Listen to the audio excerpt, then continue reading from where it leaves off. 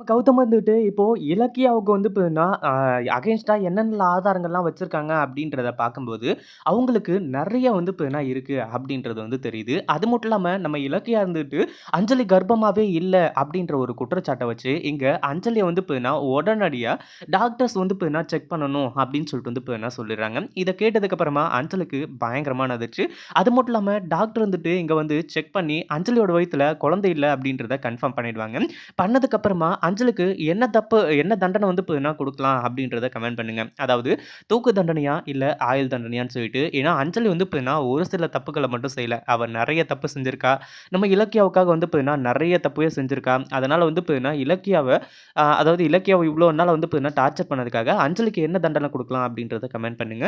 அதுக்கு முன்னாடி என்னவெல்லாம் நடக்குது அப்படின்னு சொல்லிட்டு பார்க்கறதுக்கு முன்னாடி, இப்ப தான் நம்ம சேனலுக்கு ஃபர்ஸ்ட் டைம் வரீங்க அப்படின்னா, கீழ இருக்க சப்ஸ்கிரைப் பட்டன பிரஸ் பண்ணிக்கோங்க.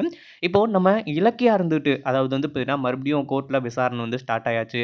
"என்னம்மா இலக்கியா, இன்னைக்கும் வந்து பார்த்தீங்கன்னா, உன் தரப்புல வக்கீல் யாரும் இல்லையா? வைக்கலையா? என்னதான் ஆச்சு?" அப்படி இப்படின்ற மாரி வந்து கேட்குறாங்க. ஒரு பக்கம் நம்ம இலக்கியா இருந்துட்டு, அ அதாவது எங்களுக்கு வந்து பார்த்தீங்கன்னா, எங்ககிட்ட இருக்கிறது நியாயம் மட்டும் தான். வேற எதுவும் கிடையாது.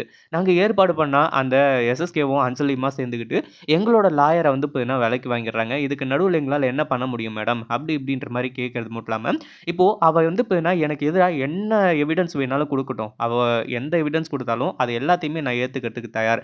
அஞ்சலிக்கு வந்து பார்த்தீங்கன்னா, மயக்க மருந்து குடுத்தது உண்ம. அத நான் வந்து பார்த்தீங்கன்னா, உண்ம ஒத்துக்கிறேன். அப்ரூவரா மாறிர்றேன். அதுல வந்து பிரச்சனையே கிடையாது. ஆனா, அஞ்சலியோட வயித்துல இருக்க குழந்தைய கொல்றதுக்காக தான் அப்படின்றத மட்டும் என்னால ஏத்துக்க முடியாது. அஞ்சலி கர்ப்பமா இருந்தா நானே ஏத்துக்கிட்டு இப்போ ஜெயிலுக்கு போயிர்றேன். ஆனா, அஞ்சலி கர்ப்பமே இல்ல அப்படிங்கிறது தான் மிகப்பெரிய உண்ம. இந்த ஒரு விஷயத்த நீதிமன்றம் வந்து பார்த்தீங்கன்னா ஏத்துக்கணும். அஞ்சலிய வந்து பார்த்தீங்கன்னா, இப்போ கர்ப்பத்த வந்து செக் பண்ணணும் அப்படின்ற மாரி வந்து கேட்டுக்கிறாங்க. நம்ம கார்த்திக்கும், அஞ்சலியும் வந்துட்டு அது எப்படி வந்து பார்த்தீங்கன்னா விட முடியும்? எதுக்காக வந்து பார்த்தீங்கன்னா செக் பண்ணணும்? ஏற்கனவே 3 டாக்டர்ஸ் வந்து செக் பண்ணியிருக்காங்க. அப்படின்ற மாரி வந்து சொல்லும்போது, "என்னம்மா நீ வந்து பார்த்தீங்கன்னா கர்ப்பமா தானே இருக்க.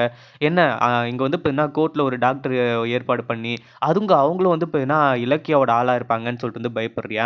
அந்த மாரிலாம் எதுவும் நடக்காது. உன்னோட ஒரு பயத்த வந்து பார்த்தீங்கன்னா கருத்துல வச்சு, இங்கேயே இப்பவே எல்லார் கண் முன்னாடியுமே வந்து பார்த்தீங்கன்னா செக் பண்ணிடலாம். கோர்ட் டாக்டர்ஸ் வந்து பார்த்தீங்கன்னா இப்போ அரசு டாக்டர் வந்து பார்த்தீங்கன்னா வெயிட்டிங்லயே இருக்காங்க. அதாவது அவங்க வந்து பார்த்தீங்கன்னா இங்கேயே தான் இருக்காங்க. நீ எதுக்கும் கவலைப்படாத.